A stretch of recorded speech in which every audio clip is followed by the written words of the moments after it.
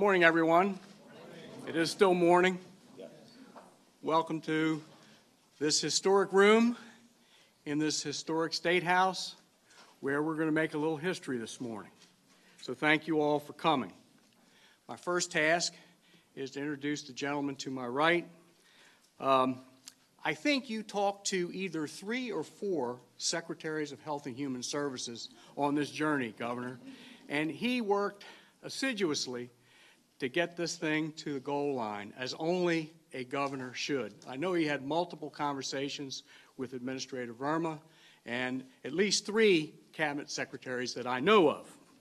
So without further ado, let me introduce the 62nd Chief Executive of the great state of Maryland, the Honorable Lawrence J. Hogan, Jr. Thank you, Rob. Thank you. Thank you all. Thank you, guys. Thank you all very, very much. Good morning.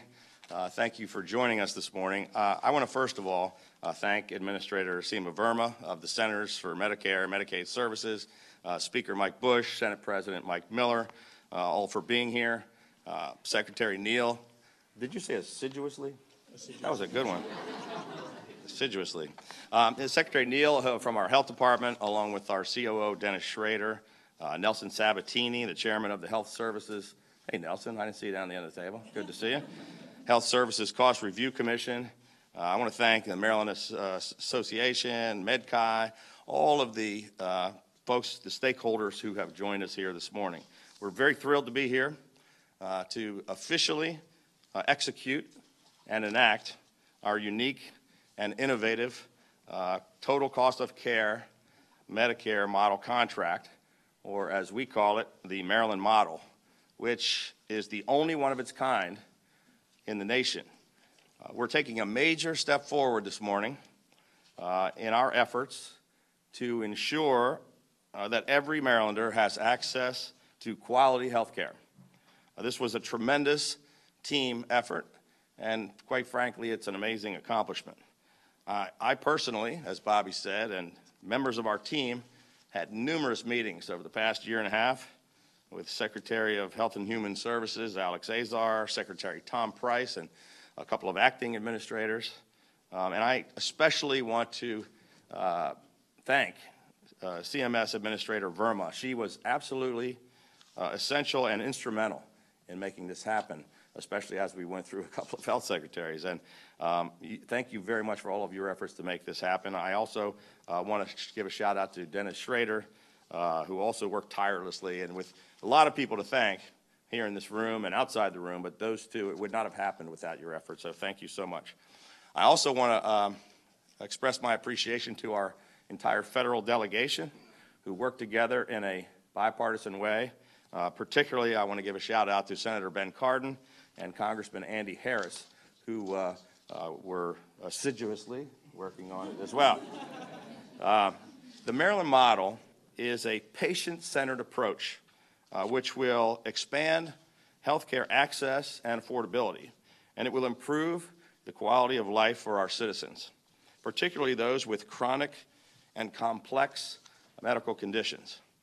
The Maryland model provides incentives across the health system to provide greater coordinated care, expanded patient care delivery, and collaboration of chronic disease management with providers, nursing homes, clinics, and other parts of our healthcare system to help control healthcare spending overall, all while improving the quality of care at lower costs to the consumer.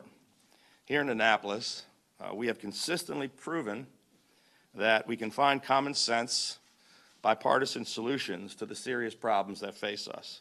I want to thank particularly Senate President Mike Miller, Speaker Mike Bush, and our legislators on both sides of the aisle who really came together to work with us, not only on this, but during the legislative session they worked together in a really bipartisan way.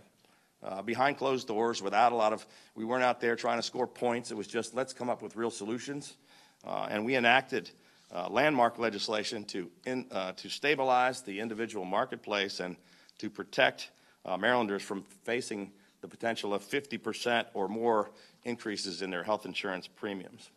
I believe that these actions that we've worked on together, I believe we've set an example for the nation, that when both sides of the aisle come together and when all levels of government sit down with each other to develop innovative solutions, that we can make real progress towards addressing our healthcare challenges and making healthcare more accessible and more affordable.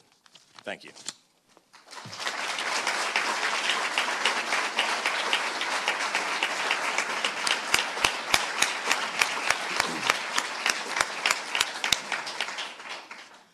Thank you, Governor.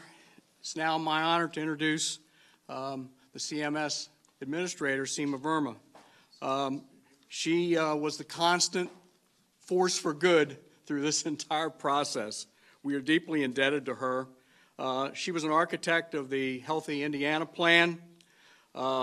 She has done a number of very innovative things across the country. But I think the most important thing, and the thing that I'm proudest of, is she has some Maryland roots. She has a degree from the University of Maryland and an MPA from a place called Johns Hopkins. So I think we can claim at least one small part of Administrator Verma. So without any further ado, please come forward. Thank you for everything you've done.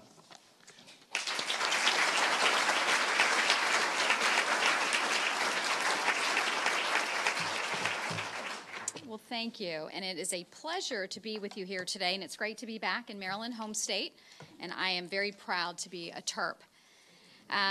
Governor Hogan, I just want to applaud you on your efforts. This is a very exciting endeavor, and over the past year, I've had an opportunity to work closely with the governor and his team, and I can tell you that I've been so impressed with their leadership in working with all of Maryland's providers to bring value to healthcare. CMS is a large agency, and we're responsible for Medicare and Medicaid and the exchanges, serving over 130 million Americans at a cost of over $1 trillion a year. And as you can imagine, we have many issues to deal with, but the one issue that keeps me up at night is the growing cost of healthcare. And as we all know, healthcare costs continue to soar, and we are projected to spend almost 20% of GDP on healthcare by 2026. And this means that our spending on healthcare will divert funding away from other critical priorities such as education and jobs, roads, public safety. That is simply unsustainable, and our country must find a new path forward on how we deliver and pay for healthcare without compromising on quality or the life-saving innovation that the American healthcare system is known for. As we drive towards a value-based system, one that delivers high-quality, efficient, and cost-effective care, I can tell you that the answers are not always in D.C., and this administration is committed to innovation, flexibility, and local leadership. The state of Maryland is a great example of the type of creativity that can occur when the appropriate incentives are put into place. Maryland committed to hospital global budgets and achievement of quality metrics, and they saved the Medicare program $330 million over 5 years, exceeding all requirements not only for cost, but also for quality. This is an amazing accomplishment and a testament to the governor's leadership and to the hard work and commitment of providers all across Maryland. But we can't stop there, and transformation can't stop at the hospital's walls. The new model agreement we are signing today extends value-based payments throughout the entire delivery system in a way that empowers local providers and gives Maryland the flexibility it needs to meet a new set of ambitious cost and quality targets. Under the new Maryland model, the objective is clear. The state will continue to bring all Medicare expenditures down while also improving quality of care. This is the first CMS model to hold a state fully at risk for total Medicare costs for all residents. The state and CMS have agreed on the goals, and now our job is to get out of the way and give the state the maximum flexibility to achieve success. Before I came to CMS, I spent my career working with states and delivery systems, and I can tell you that the one thing that I learned is that they are all different. Every state is unique, and those on the front lines have a better understanding of local needs and know more about what's going to work in their communities than the federal government does. And so under the new model, we have provided maximum flexibility to the state to create new alternative payment arrangements. Going beyond hospitals, this model allows the state to develop new primary care payment systems and new incentive programs for specialists and post-acute providers. This model is a step towards aligning the entire delivery system towards paying for value over volume. Success under this model will require hospitals and physicians to be equally committed to payment transformation and care redesign, and we expect the state and providers will continue to work together collaboratively to ensure its ongoing success. We look forward to seeing the great work to come and to continuing to partner with you, Governor Hogan, and the whole state of Maryland in this bold initiative. Thank you.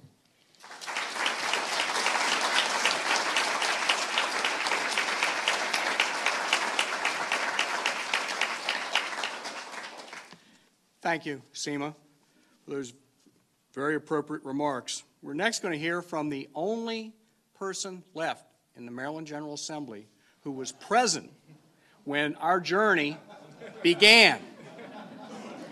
He was a young delegate, and he probably wasn't paying attention, but nevertheless, President Miller is here to deliver some remarks.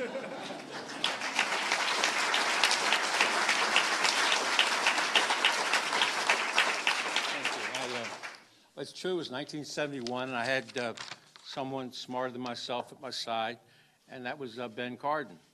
As a young delegate, and we served together.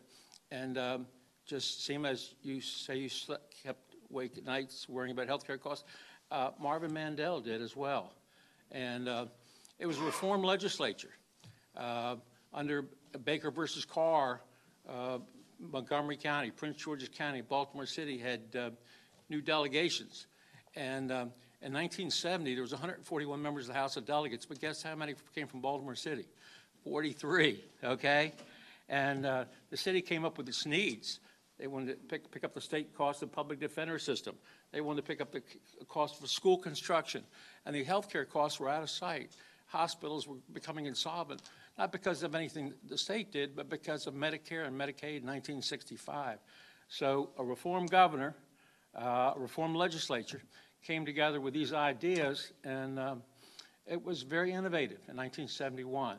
And like I say, we've gone on it's been a road, a rocky road, because other states have gone with similar systems, but guess what? They've abandoned them. But this week, let me just quote from this week's Governing Magazine. It's a long article, but I'll just read 2 paragraphs. As managed care became much more heavy-handed than the all-payer system, there was a political backlash against it. But in the meantime, every state that had instituted all-payer had repealed it, except one. Maryland has had an all-payer system in place for more than 40 years. When it began, the cost of hospital admissions was 26% above the national average. Over the years, it dropped below that average. Now Maryland enjoys the nation's lowest rate of growth in hospital costs. And other countries that utilize all-payer systems, including Germany and Japan, have much lower inflation rates than the U.S. So very proud to stand here. And I also want to thank the Secretaries of Health past as well as present. Senator Neal, just an amazing man. I had the privilege of serving the General Assembly with him. You know, it's unbelievable, the sacrifices that these people, you know, Nelson, you've been fabulous. John Colmers was fabulous. We made great progress over the years, and it's a combined effort. Thank everybody much for being here.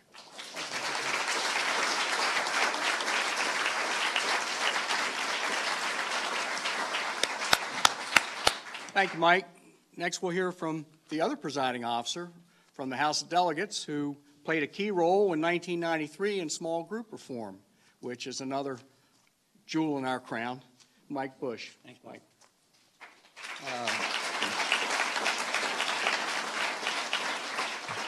First of all, I want to thank everybody for being here today. It's a big day. I want to thank Governor Hogan for all his efforts, Secretary Neal, who was both a Democrat and a Republican in the General Assembly. I mean, he could never figure out what side of the aisle he wanted to be on. Yeah, And when he wasn't in office, he was working for Johns Hopkins, and he was with the Medicaid program for Johns Hopkins for years, and knows healthcare inside and out. Nelson Sabatini, one of the great people in healthcare in the state of Maryland, great friend to the General Assembly, has given us a tremendous amount of guidance. I want to thank Secretary Schrader as well. But I also want to thank John Comers. I don't know if John's here or not. Stand up a second, John, so they can see you are.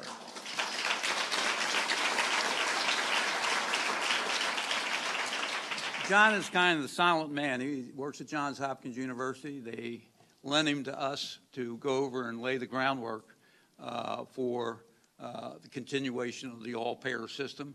And, we had to convince the federal government that it was good for the state of Maryland. He and Josh Charstein and Nelson did the groundwork for that, pass it on to Bobby and so forth.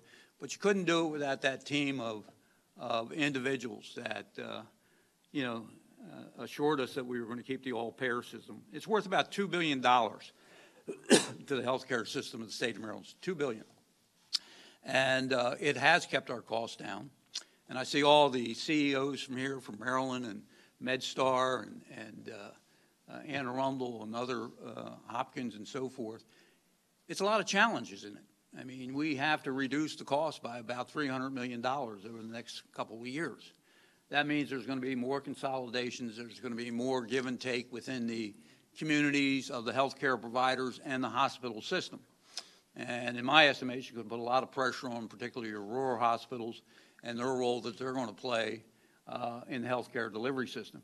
But I'm convinced that the system in the state of Maryland is the best in the country, Madam Secretary. I mean, there's very few places that have 3 major research centers like Hopkins, Maryland, and MedStar. Great community hospital systems like Sinai, Anne Arundel. I don't want to go through all of them, but they're all out there. And we have a great healthcare community. We have great providers here. And we are going to make this work to create the most accessible, affordable, quality healthcare system in the United States of America. I think we're there, and I think we're going to continue to be the leaders. So I'm very happy to be here with Governor Hogan on this historic day and Senator Miller. It is a great day for all of us in the healthcare delivery system. Thank you.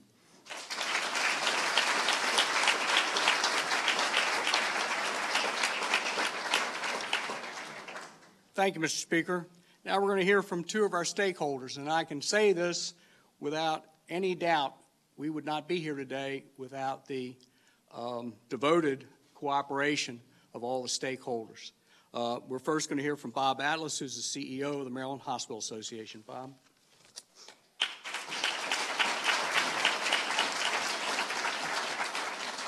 Thank you, Mr. Secretary. Maryland Hospital Association proudly represents all of Maryland's hospitals and health systems and has been deeply engaged with our state partners in ensuring the success of the current model and planning for the new model.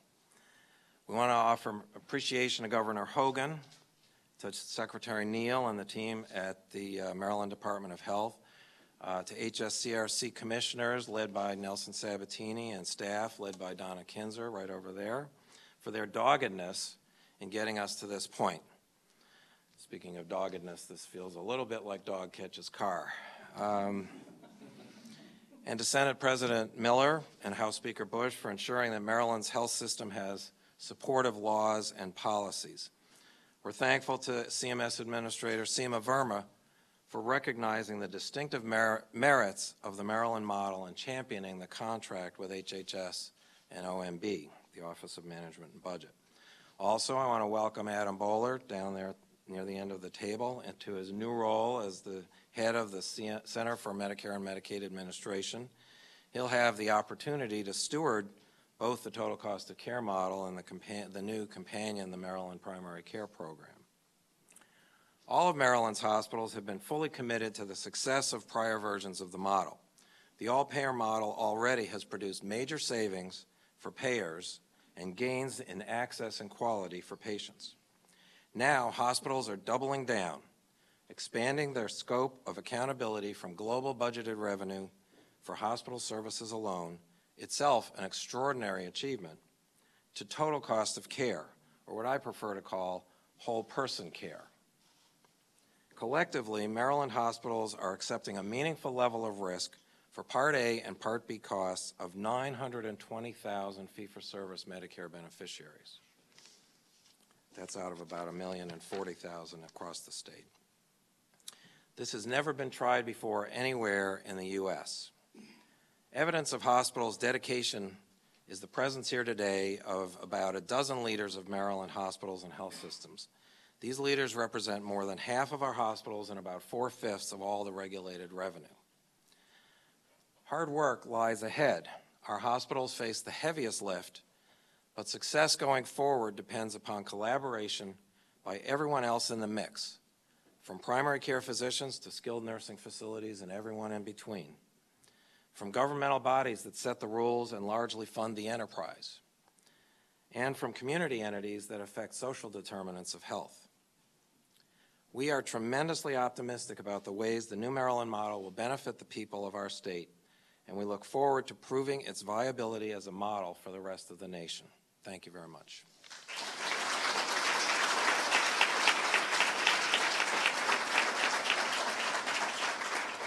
Thank you, Bob. We'll next hear from Gene Ransom, the CEO of MedChi. Gene?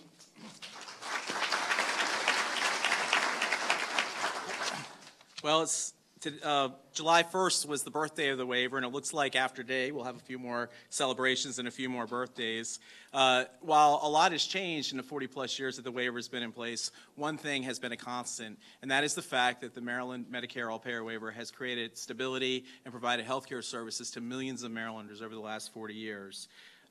This day, this extension, this monumental achievement is a result of a lot of work from a lot of stakeholders and a lot of people. It's a bipartisan achievement that really we have to thank the Hogan administration, the federal government, the Maryland General Assembly, the congressional delegation, and everyone for getting us here today. It would have been very easy for this to be a very different story with a lot of bad outcomes and a lot of bad results for Maryland's patients. CMS and CMMI have worked hard to monitor and protect taxpayers, patients, and parties as the waiver has changed. The entire Maryland congressional delegation has worked together to make sure that we're here today. Particularly Congressman Harris and Senator Cardin deserve appreciation for the work they did most recently. The General Assembly has passed key legislation several times in the last 3 years, and the two Mikes got that legislation passed unanimously, I would note, in both cases, so we'd be here today. But most importantly, we need to thank the work of the Hogan administration, who's brought everyone together to keep this Maryland legacy alive. You know, it's often been said, I've worked in healthcare for a little while now, and it's been said that Barbara Mikulski was the godmother of the Maryland Medicare waiver, and I think today the waiver might have a godfather too, Governor Hogan. This success comes as a result of everyone working together. Secretary Neal, Schrader, Sabatini, and Van Mitchell, and Director Kinsner have created an atmosphere where everyone's input is appreciated and heard. Maryland physicians and MedChi have had over 30 physician leaders and specialty society representatives serving on various committees throughout this entire process. Some of them are here today, like Dr. Edwards, Dr. Paravembo, Pam Casemeyer, who represents the OBGYNs and the pediatricians, Barbara Ricardo and Dan Shattuck, who represent the anesthesiologists. But a lot of them are seeing patients today, and they can't be here in this room. But they're in this room because of the work that leaders like Secretary Neal and others have done to make sure everyone is heard. The success comes as many people have put the interests of Maryland above their own. Particularly, I want to thank CMMI and the hospitals for agreeing to allow significant investment in physician communities under the new Maryland Primary Care Program. We're very excited that this new Maryland Primary Care Program, which is part of this waiver, will allow for increased access and better service to Medicare patients in Maryland. In closing, on behalf of Maryland physicians, we applaud today's signing. It's very easy to make bold statements. It's quite another to bring everyone together and get big things accomplished. So as we move forward and we look at next steps, we need to continue our focus on costs, but we need to remember this is for Maryland patients, and we need to be vigilant as we move forward to protect those patients' interests. Thank you.